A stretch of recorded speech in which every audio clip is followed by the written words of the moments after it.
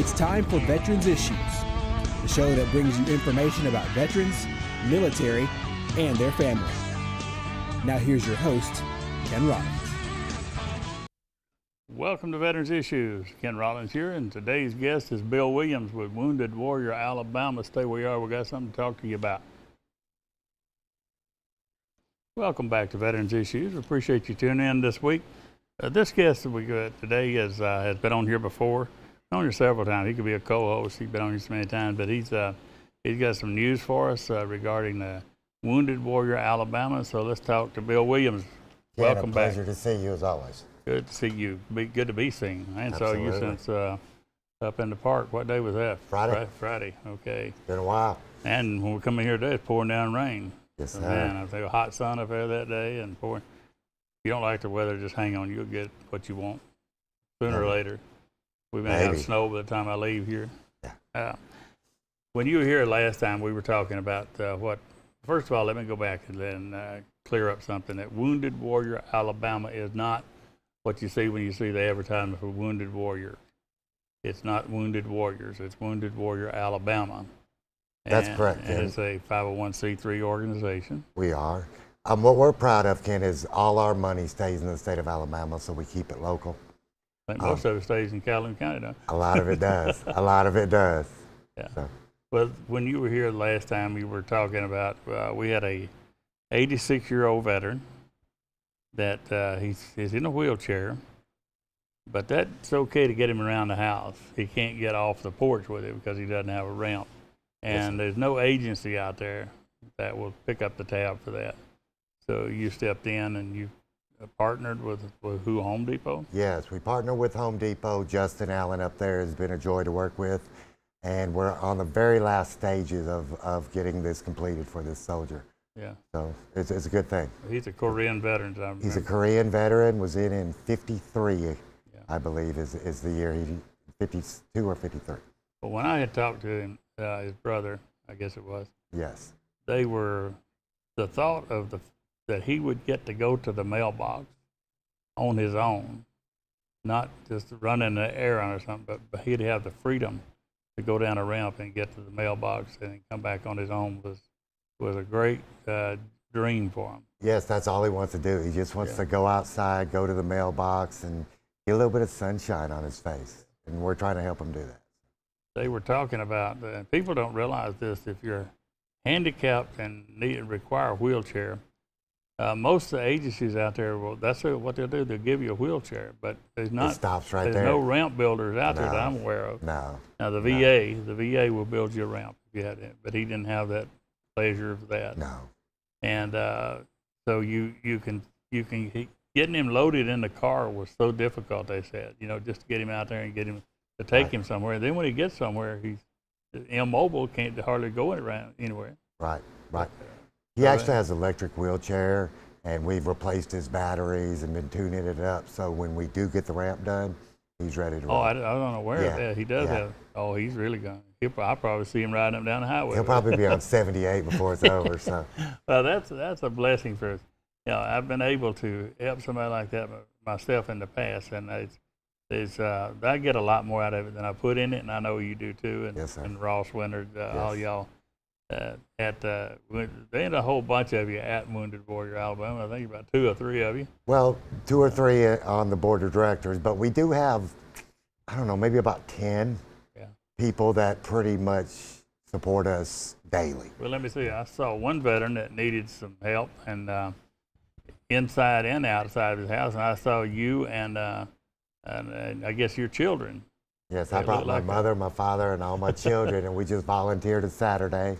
We cleaned his house and cleaned his yard and cleaned his carport and just tried to make his day. You did? We did, yes, we did. Yeah, and you made your day too, didn't it? It does. Yeah. It's good for the heart, Ken. You guys should tell me about that. And the latest thing I saw on you guys, what I want to talk about today, a lot about, is the dogs. I saw a video where you surprised a veteran that had PTSD. You surprised him with a service dog. Is that what they call it? It was. It's a British lab. And I'd like to give a good shout out to Rock Springs Lab up in Bluntsville. they've donated 4 of these purebred puppies to be service dogs for people that we find.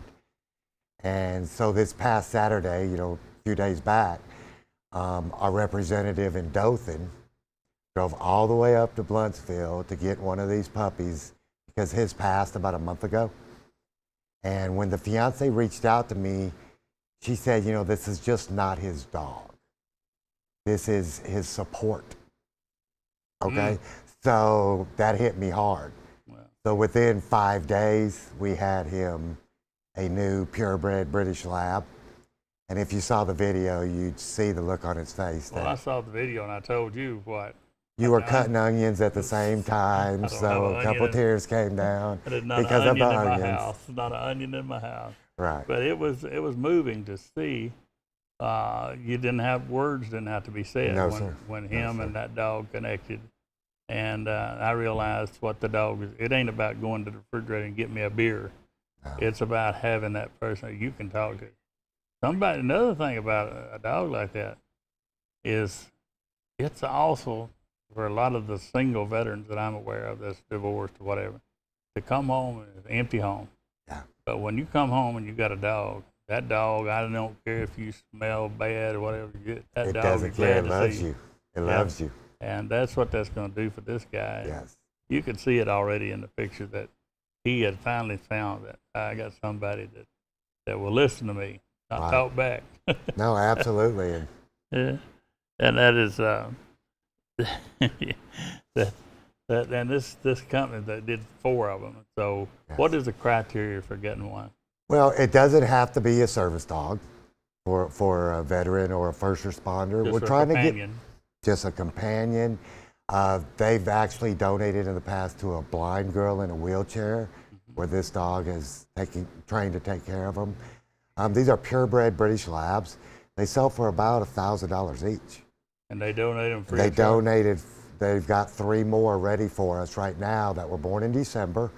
So they're about 16, 18 weeks old, Ken. Yeah. And they're perfect, the perfect age. You folks out there know of someone now a scenario for someone like that who has PTSD, traumatic brain injury where they have a memory situation. Sometimes that's a good idea. But somebody that's just having, they in the blue world, they just doom and gloom and they're depressed.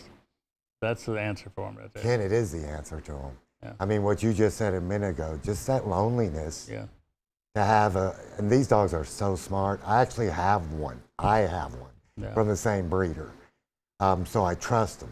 I've went to there and I've toured their facilities to make sure there wasn't any abuse and they were clean. And because of course, if I'm going to use our name and pass them on, I want that to be the case. Sure. I got a little dog that when I go home after the show, he'll be waiting on me, and he's a Yorkshire Terrier, and he thinks he's a Rottweiler. Yeah. But he's going to be waiting at the door, and he'll be so glad to see me, and he provides a lot of companionship, and that's to see what that dog is going to do. I just like to go back there 6 months from now and see what has transitioned with that man, that dog. And I'll follow up, of course, with them. We always follow up with the soldiers we help. Keep me posted on how you find out that. I will. But come back, we're going to talk about something that's happening up in Madison, I guess it is. It's with Geico. We'll just say Geico, the lizard. We're going to go to a break. We'll come back, we're going to talk more with Bill Williams of Wounded Warriors. Say we already got a pen. Welcome back to Veterans Issues. I appreciate Bill Williams coming on doing the show today.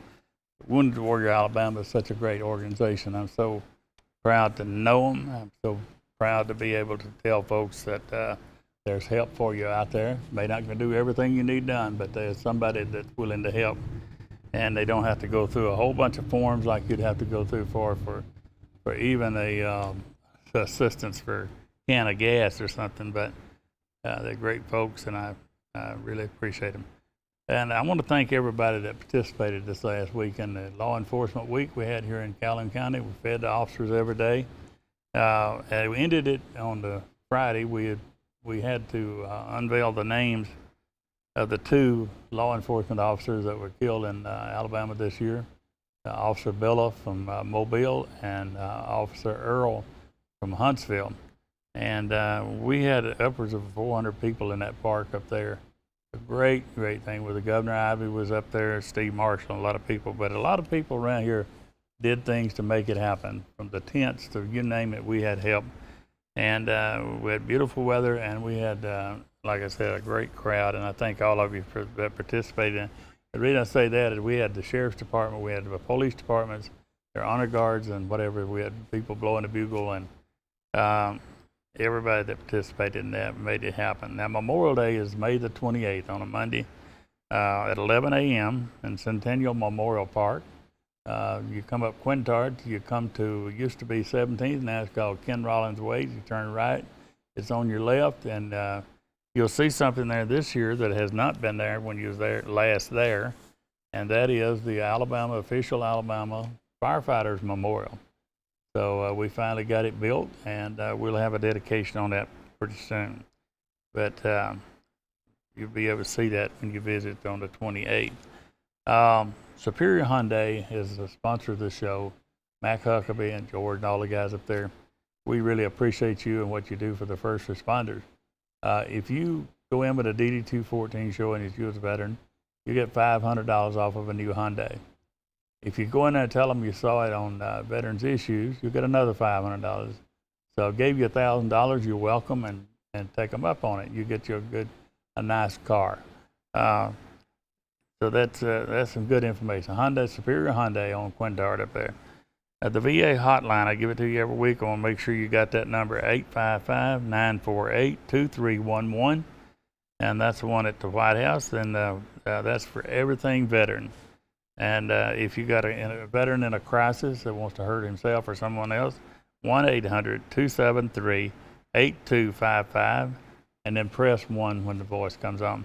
That's we lose 22 a day, so keep that in mind. If you know of a veteran in need, you need to have that number. You need to have that number where you know where it is, that you can call it if you need it. And again, this Wounded Warrior Alabama at gmail.com has got several more addresses, and you can go to alabamasoldier.org. They got a bunch of ways you can get in touch with them. Or the outlet don't work, call me. All my information's on the screen at some point in this show.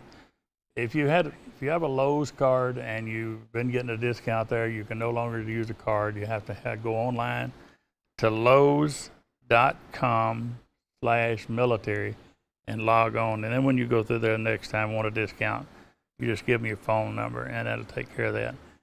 Think about the law enforcement tag when you go to renew your tags, and that'll help us out on what we're building here. With this salute, I'm wearing these salutes out. This salute goes out for all those that participated in Law Enforcement Week, and we'll see you next week right here on Veterans Issues. Salute.